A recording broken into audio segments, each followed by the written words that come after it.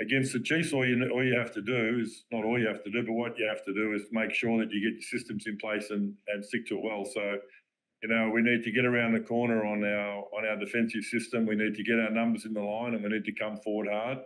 And we're going to need to do it for 80 minutes. And that's going to be the challenge this weekend. Is what we know with the Chiefs is that they'll be going and they'll be coming at us for their 80 minutes, and we need to match that.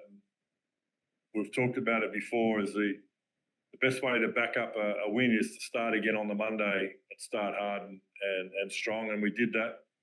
We've been guilty of the past of not coming in after a good win and getting ourselves right over the last couple of years, and we've learned our lessons there, and it was certainly obvious on Monday and again today how our preparations improved so much just in the past year around that type of thing.